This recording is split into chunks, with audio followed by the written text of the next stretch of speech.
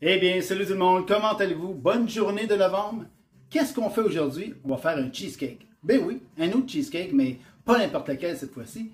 Un cheesecake sans cuisson et un cheesecake entièrement décoré avec des barres chocolatées Kit Kat. Ça devrait ressembler à ceci.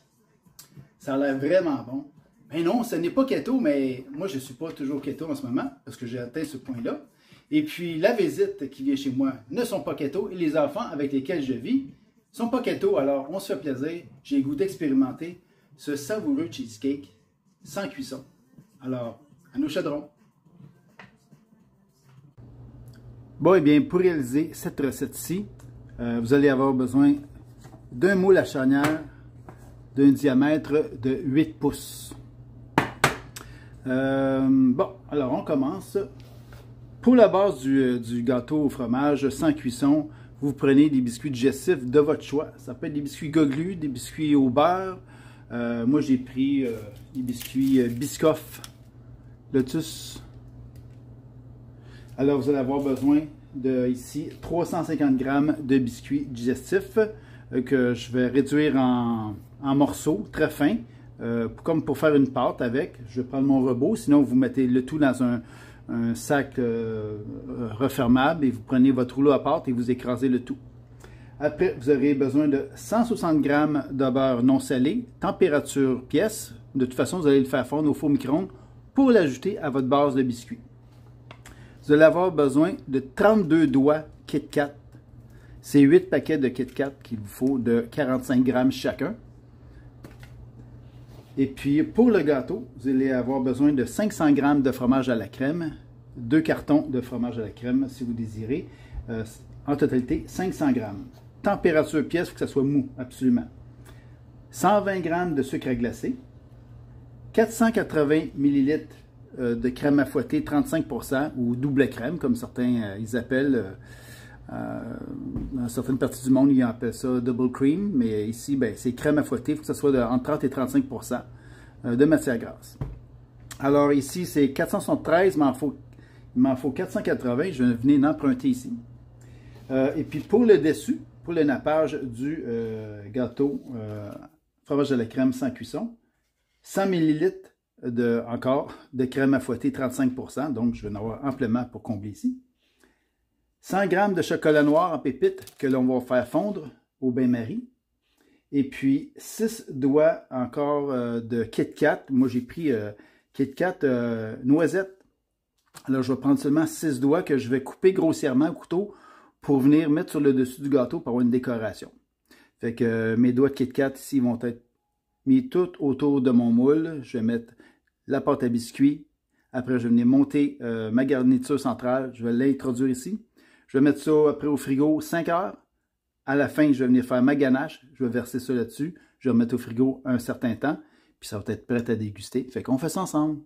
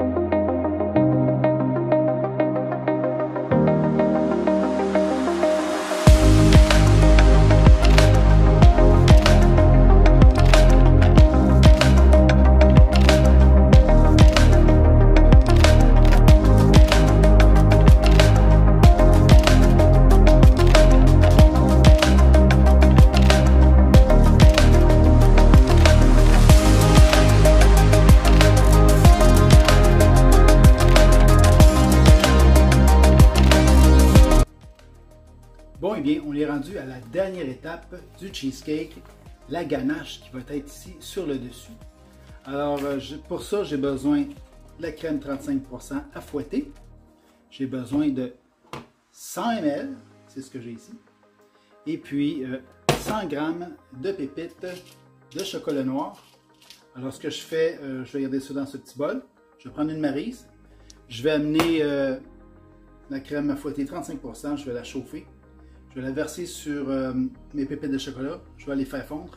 Je vais verser ça sous-dessus du cheesecake. Et je me suis gardé, comme je vous dis, des Kit Kat aux noisettes que je vais couper grossièrement en morceaux pour mettre par-dessus la ganache, juste décorer. Fait que, on fait ça. Ça fait plus que 5 heures que mon cheesecake est au frigidaire. Fait que, il n'attend que moi. Go, on y va!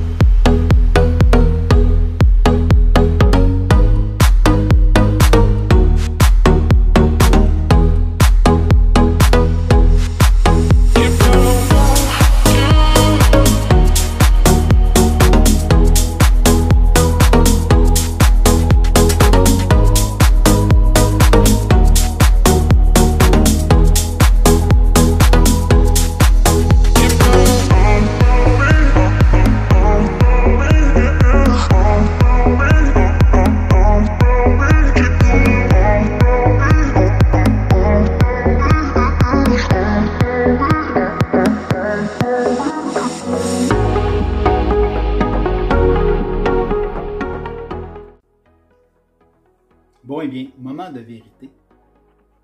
On va goûter à ce cheesecake Kit Kat. Savoir s'il est bon, s'il est réussi ou c'est juste cute. La ganache est réussie. Le biscuit, je trouve ça un petit peu trop épais à mon goût. La prochaine fois, les biscuits, le fond des biscuits, je vais faire un peu moins épais à mon goût à moi. Alors, on goûte.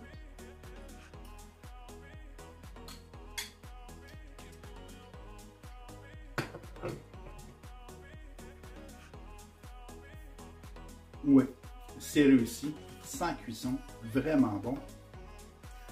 Comme je vous dis, la pâte à biscuits, c'est bon en bouche, l'épaisseur, la quantité d'origine de la recette d'origine, c'est bien, juste que ça se pique mal à la fourchette, mais je ferais juste un petit peu moins de biscuits, juste un petit peu plus mince la croûte, puis écoutez, c'est délicieux, c'est cute, fait que si vous voulez pâter la galerie, les amis, offrir en cadeau, fait que gênez-vous pas. Essayez ça à la maison. Ciao, à bientôt.